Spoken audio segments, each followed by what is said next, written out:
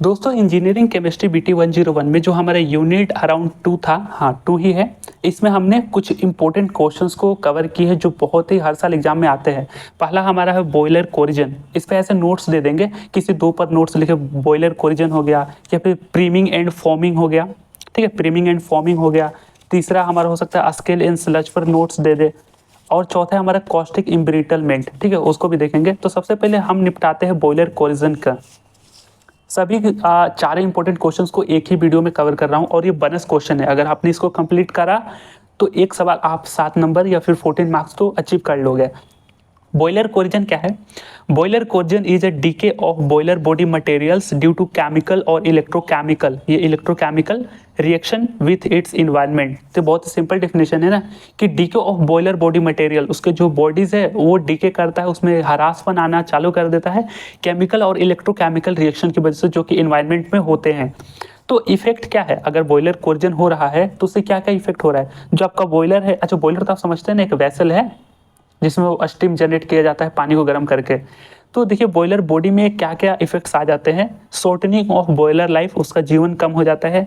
High maintenance cost, हाँ ये भी है कि अगर वो इफेक्ट ज़्यादा दिनों तक, ज़्यादा समय तक चलता रहे तो पैसे ज़्यादा लगते हैं बनाने में। वीकनिंग ऑफ बॉयलर मेटल, हाँ बॉयलर के जो बॉडी है उसको कमजोर करने लगता है। लीकेजेस ऑफ जॉइंट्स, तो जहाँ पर जो बॉयलर बॉडी में जहाँ जहाँ कुछ पॉइंट्स पर जहाँ जॉइंट्स नहीं होते वहाँ पर लीकेजिंग के रीजन बन जाते हैं। ये चार बहुत ही क्रूशियल और इफेक्ट्स है। देखिए कॉजेज ऑफ बॉयलर कोरिजन क्या है, ये बहुत ही इंपॉर्टेंट है। तो मैंने 2 रीजन लिए हैं और 2 इसके प्रिवेंटेशन के उपाय भी बताए हैं, ये भी आपको मेंशन करना है ना। तो सबसे पहला एक रीजन है डिजॉल्वेड ऑक्सीजन। जाहिर सी बात है dissolved oxygen reacts with iron of boiler in presence of water and form ferric acid as rust.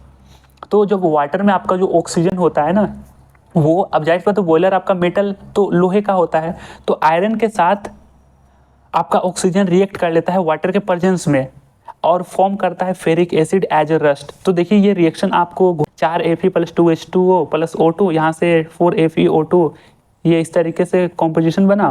जब इसका रिएक्शन फिर O2 से हुआ तो इस तरीके से रट फेरिक एसिड हो गया। ठीक है, ये रिएक्शन आपको याद ही रखने पड़ेंगे और कोई रास्ता नहीं है। तो ऑक्सीजन की वजह से किस तरीके से फेरिक एसिड आपका रस्ट बना। दूसरा है कार्बन डाइऑक्साइड। तो when carbon dioxide reacts with water forms carbonic acid, इसको H2CO3 है यार, ये OCO3 नहीं, H2CO3 कार्बनिक एसिड बनता है एज रस्ट। तो ये दूसरा रीजन है, CO2 + H2O और H2CO3, इसको कार्बनिक एसिड बोलते हैं जो कि रस्ट का काम कर रहा है। तो 2 हमने कॉजेज ले लिए बॉयलर कोरिजन्स के। अब यहाँ पे देखिए 2 प्रिवेंटेशन बता दे। तो सबसे पहले जाहिर सी बात है ऑक्सीजन और CO2 है तो दोनों को हटाते हैं। कैसे हटाएंगे? Removal of dissolved oxygen. तो ऑक्सीजन को कैसे हटाएंगे? एडिंग हाइड्रोजन, चाहे हाइड्रोजन बोले, हाइड्रोजन ही बोलते हैं, N2H2, हाइड्रोजन एक मॉलिक्यूल्स का नाम है। तो adding hydrogen it reacts with oxygen and form nitrogen and water. Nitrogen is harmless होता है। ठीक है, तो जाहिर सी बात है कि जब वाटर में अगर हम हाइड्रोजन मिला देंगे तो हाइड्रोजन ऑक्सीजन के साथ रिएक्ट करके N2 + H2 बना देगा, जो कि दोनों चीज़ें क्या है, हार्मलेस है। तो एक तरीका ये हो गया ना। अब देखिए CO2 को किस तरीके से मिटाएंगे? Filtering water through limestone. तो लाइम स्टोन का ये है, ये लाइम स्टोन है CaCO3। तो पानी में जब हम लाइम स्टोन मिलाएंगे और उसको फिल्टर करेंगे वाटर को, तो कुछ इस तरीके से बन जाएगा Ca, कैल्शियम बाइकार्बोनेट, CaHCO3। और जाहिर सी बात है ये इस तरीके का एक टेम्परेरी हार्डनेस है, तो बॉइल्ड से तो दूरी हो जाता है। तो CO2 को रिमूव करने का बस इतना ध्यान में रखना, filtering water through limestone. तो देखिए लाइम स्टोन है H2O + CO2 और ये रिएक्शन होने के बाद CaHCO3 जो कैल्शियम बाइकार्बोनेट बन रहा है। तो ये हमने बॉयलर कोरिजन को देख लिया, ठीक है ना। बॉयलर कोरिजन क्या है, इसके इफेक्ट क्या है, रीजन क्या है, प्रिवेंटेशन क्या है। अब देखिए प्रीमिंग एंड फॉर्मिंग को देखते हैं। प्रीमिंग का डेफिनेशन देखिए, when a steam is produce rapidly in the boiler, some droplets of the liquid water are carried along with the steam. ये प्रीमिंग कहलाता है कि जाहिर सी बात है जब बॉयलर में आपका स्टीम बनता है और जो ऊपर आता है ना, तो उसके साथ पानी के droplets, some droplets of liquid water carried, उसके साथ कैरी कर जाते हैं अलोंग विथ स्टीम, स्टीम के साथ बाहर आने लगते हैं। ठीक है ना, उसको हम प्रीमिंग बोलते हैं। सो द प्रोसेस ऑफ, यहाँ पे डबल हो गया, the process of formation of wet steam is called priming. ये इसका एक्सप्लेनेशन का एक सिंपल क्लियर डेफिनेशन है, आप दोनों को ही लिखना, बहुत मस्त डेफिनेशन है। क्या है? Process of formation of wet steam. जाहिर सी बात है उस स्टीम के साथ पानी के ड्रॉपलेट्स आना बाहर, उसी को तो हम प्रीमिंग बोलते हैं, कॉल्ड प्रीमिंग। अब इसके रीजन क्या है प्रीमिंग से? देखिए हाई स्टीम वेलोसिटी, आपने ज़्यादा ही आग लगा दिया हो तो वेलोसिटी एकदम उसकी ज़्यादा होगी स्टीम की, तो जाहिर सी बात वो पानी को तो उड़ाएगा ही। सडन बॉइलिंग, अचानक से आपने बॉइलिंग कर दी। तीसरा है faulty design of boiler, boiler का कुछ अच्छे तरीके से डिजाइन ना होना। चौथा है presence of suspended and dissolved impurities of water, तो बॉयलर के अंदर कुछ सस्पेंडेड पार्टिकल्स नहीं होते जो नीचे बैठ जाते हैं, और कुछ डिसॉल्वेड इम्प्योरिटीज, तो दोनों है सस्पेंडेड और डिसॉल्वेड इम्प्योरिटी जब वाटर में मौजूद हो तो वो प्रीमिंग का काम करेंगे। ये भी चौथा बहुत ही क्रिस्प और इंटरेस्टिंग रीजन है। अब देखिए प्रीमिंग कैन बी अवॉइडेड बाय, इसको हटाएंगे कैसे? तो जाहिर सी बात है controlling rapid changes steam velocity. हाँ, उसकी जो वेलोसिटी अगर चेंज हो रही है तो उसको हमें फ्लेम को, जो हीटिंग की जो टेम्परेचर है उसको हमें कंट्रोल रेट पर करना पड़ेगा। तो control rapid changes steam velocity, proper design and low water level in boiler. हाँ जाहिर सी बात है इसके सारे रीजन के तो उल्टे लिखने आप लिख लोगे, तो प्रॉपर डिजाइन होना चाहिए बॉयलर का, और ज़्यादा पानी नहीं डाल दिया, लालच के चक्कर में ज़्यादा स्टीम करना है भाई करना है और पानी ज़्यादा डाल दिया नहीं, लो वाटर लेवल थोड़े रखने हैं। इंश्योरिंग बेटर सॉफ्टनेड वाटर, हाँ ऐसा नहीं कि कोई गलत पानी उठा लिया कहीं से, उसको थोड़ा ध्यान से देखेंगे कि वाटर सॉफ्टनेड है कि नहीं। उसके बाद रेगुलर क्लीनिंग भी रखना है, ऐसा नहीं कि सिर्फ पैसों के चक्कर में स्टीम जनरेट करते रहे, रेगुलर क्लीनिंग भी हमें रखनी जरूरी है। अब देखते हैं फॉर्मिंग का। फॉर्मिंग क्या है? देखिए formation of stable bubbles, bubbles को आप फॉर्म भी बोलते हैं, जो कि मैंने थोड़ा ऊपर लिख दिया, आप ध्यान में रखना। फॉर्मेशन ऑफ स्टेबल बबल्स या form above the surface of water called forming, तो वाटर के सरफेस पर जो बबल्स फॉर्मते, जो बबल या फिर फॉर्म बनते हैं ना, उसको हम फॉर्मिंग बोलते हैं। अब इसके रीजन क्या है? रीजन है फॉर्मिंग के प्रेजेंस ऑफ ऑयल्स एंड अल्कालाइज नहीं है, अल्कालीज है, अल्कालीज इन बॉयलर फीड वाटर, तो जो वाटर में है उसमें कुछ ऑयल्स हो गए फिर अल्कालीज हो गए, ये रीजन है। अब देखिए foam can be carried with steam which is lead to excessive priming, है कि फॉर्म जो है इसके रीजन बता रहा है ना, फॉर्म बनने से क्या होगा? Foam can be carried with steam which is lead to excessive priming, तो ये जो फॉर्म है ना ये स्टीम के साथ भी कैरी करता रहेगा, स्टीम के साथ में मिला रहेगा, स्टीम में ये मिला रहता है, जो एक्सेसिव प्रीमिंग को लीड करता है, प्रीमियम को ज़्यादा बनने में ये सहायता करने लग जाता है फॉर्मिंग। ठीक है, अब इसको दूर करने का एक तरीका है by addition of anti foaming agents, example में कास्टर ऑयल, ये ध्यान में रखना। ठीक है, फॉर्मिंग में ज़्यादा कुछ लिखना नहीं है, ये ध्यान में रखना। अच्छा हाँ, ये बात कहा कि मैं थोड़ा सा कंफ्यूज कहाँ हुआ, एक सेकंड, मैं नोट्स लिखा हूँ ना, ये जो इसका डेफिनेशन है ना, फॉर्मेशन ऑफ स्टेबल बबल्स, ठीक है, above the surface water called foaming, इसी के ठीक नीचे ये लिखना, ठीक है, कि foam can be carried with steam which is lead to excessive priming, तो ये सेकंड स्टेप में लिखना। ठीक है, हालांकि मैंने जब नोट्स बना रहा था तो इसको बीच में लिख दिया, जो कि मुझे पहले लिखना चाहिए था, खैर समय लगता। उसके बाद आप कॉजेज लिखना कि presence of oils and alkalies in boiler feed water, फिर दूसरे में इसके प्रिवेंटेशन में एक एग्जांपल लिखना है by addition of anti foaming agents, for example castor oil. ठीक है, तो कैसे लिखना है? ये, ठीक है ना, सही है। तो सॉरी फॉर, हालांकि इसको सेकंड पॉइंट पे रखना चाहिए था, इस लाइन को थर्ड पे आ गया। वही फॉर्मिंग को हमने देख लिया, अब हमारे आता है स्केल और स्लज, ये है क्या? देखिए, when water continuously used in boiler for a long time, it forms unwanted deposits inside the boiler. These deposits are called scale and sludge. It reduces the boiler efficiency and can cause the damage. तो continuously जब boiler के अंदर जब water रहता है तो कुछ unwanted deposits उसके अंदर बैठ जाते हैं, ठीक है, और जो ये डिपॉजिट होते हैं अनवांटेड डिपॉजिट, यही स्केल और स्लज के काम करते हैं, जो कि बॉयलर इफिशियंसी को डैमेज करते हैं, उसकी कम करते हैं, और डैमेज के रीजन ही बनता है बॉयलर। ठीक है, तो फिर स्लज और स्केल तो बना, फिर स्लज का डेफिनेशन क्या है? Sludge is a soft loose and slimy precipitate formed inside the boiler. तो बॉयलर के अंदर जो स्लज है ये एक सॉफ्ट है, लूज है और स्लिमी प्रेसिपिटेट है। एस वर्ड है ना, तो एस से सॉफ्ट ध्यान में रखना, स्लिमी ध्यान में रखना, और बीच में स्लिमी तो लूज ध्यान में रखना। ठीक है, सॉफ्ट, लूज और slimy precipitate formed inside the boiler। दूसरे क्या है? It is usually forms in the colder part of the boiler। Important बात है कि बॉयलर के अंदर जहाँ कोल्डर पार्ट है वहाँ पर आपका स्लज बनता है। It is easy to remove because it is soft. तो सॉफ्ट होता है तो इसको रिमूव करना बहुत ही आसान है, जो कि वायर ब्रश नहीं होता है, जो ब्रश से हम घिस कर इस स्लज को रिमूव कर सकते हैं। ठीक है, तो वायर ब्रश मैंने ब्रैकेट में लिख दिया, आप यहाँ पे लिख देना कि जो वायर ब्रश है इससे ही हम इसके स्लज को दूर करते हैं। मेनली रिस्पॉन्सिबल साल्ट्स, जो स्लज के कौन कौन से साल्ट है, तो magnesium sulphate, magnesium carbonate, magnesium chloride और CaCl2 कैल्शियम क्लोराइड। तो ज़्यादातर केसेस में मैग्नीशियम यहाँ पे आ रहे हैं स्लज के रीजन में, ध्यान रखना। स्लज बनने के इफेक्ट क्या है? Sludges are poor conductor of heat, so it decreases the efficiency of boiler.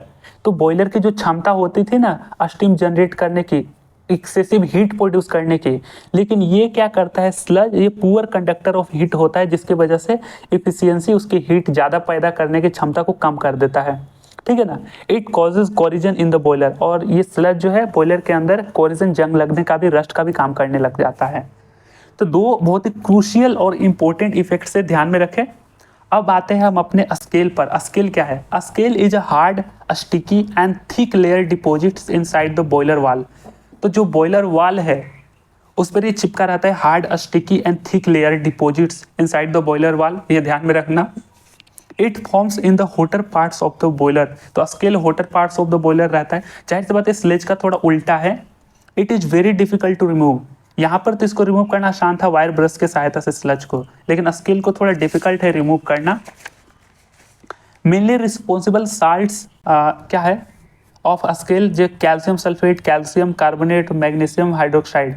यहाँ पे बहुत इंपॉर्टेंट है, ज़्यादातर केस में स्लज का काम कौन कर रहा था? स्लज के काम ज़्यादातर केस में देखिए मैग्नीशियम कार्बोनेट, मैग्नीशियम सल्फेट और मैग्नीशियम क्लोराइड, और एक एग्जाम्पल था कैल्शियम क्लोराइड। और यहाँ पे जो स्केल है तो स्केल का काम ज़्यादातर कैल्शियम सल्फेट, कैल्शियम कार्बोनेट कर रहा है। ठीक है, और एक एग्जाम्पल है मैग्नीशियम हाइड्रोक्साइड। ये थोड़ा सा ध्यान रखना है कौन कौन से केमिकल्स है, कौन कौन से जो सॉल्ट्स है ना वो किस में रिस्पॉन्सिबल बन रहे हैं। देखिए इफेक्ट्स ऑफ स्केल। स्केल से क्या इफेक्ट पड़ता है? स्लज का तो देख लिया ना। Scale have a poor thermal conductivity, that's why due to poor heat transfer lots of fuel waste.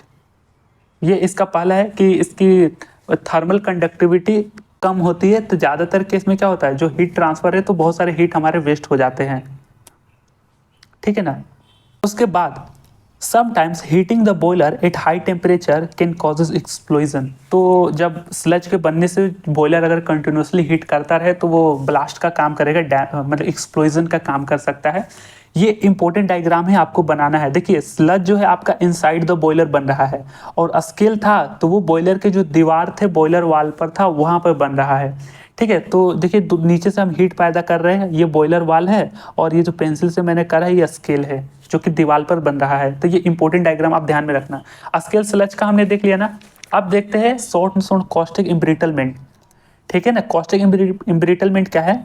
Caustic embrittlement is a type of boiler corrosion. ये बॉयलर कोरिजन का ही एक टाइप है जो हमने पीछे पढ़ा।